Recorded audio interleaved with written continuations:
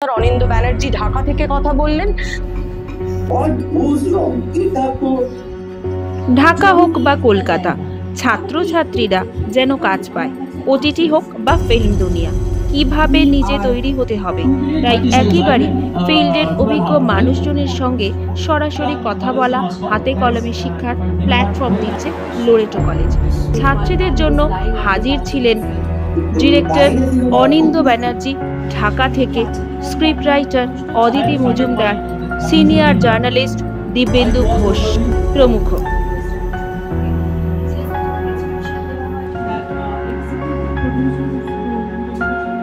Right ইট right, অর্থাৎ script writing কিভাবে করা যায়, এটা কিন্তু এই নয় যে এটা শুধু স্ক্রিপ্ট রাইটিংয়েই আবদ্ধ থাকবে।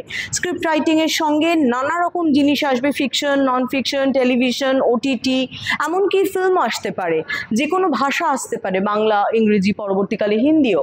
তো এই ধরনের সমস্ত রকমের ভাষা বলুন, ভাষাগতভাবে বলুন, চারিদিক থেকে আমরা এটাকে ধরবার চেষ্টা করছি। এটা আজকে সিরিজের দ্বিতীয় দিন হলো।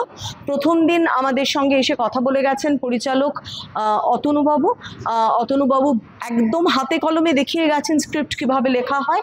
আজকে তিনজন কথা বললেন, অদিতি মজুমদার, অনিন্দ্য ব্যানার্জি ঢাকা থেকে কথা বললেন, যাতে আমরা এটা শুধুমাত্র ভারতবর্ষ নয়, ঢাকাতেও কিভাবে কাজ হচ্ছে, অর্থাৎ এটার একটা আন্তর্জাতিক প্রেক্ষাপটও আমরা তাদের সামনে রাখবার চেষ্টা করলাম।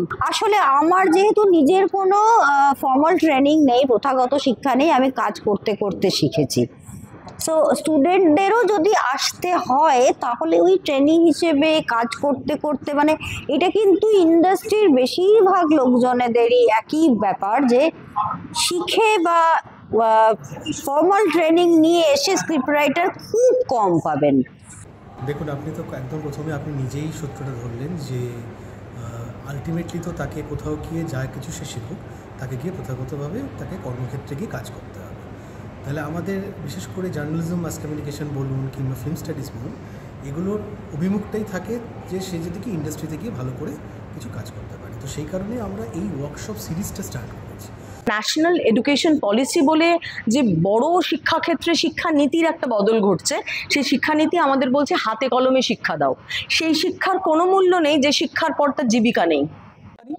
আমি রিপোর্টিং করতে পারি, আমি প্রডিউসারের টেবিলে বসে কাজ করতে পারি, আমি অ্যাঙ্কারিং করতে পারি। এই ব্যাপারটা যখন আমার মধ্যে কমপ্লিটলি হয়ে যাবে, যখন আমি সবটা আমি যখন কাজ করতে পারবো বা চেষ্টা করতে পারবো, তাহলেই কিন্তু আমি সফলতার দিকে এগোচ্ছি, এটা বলতে পারি।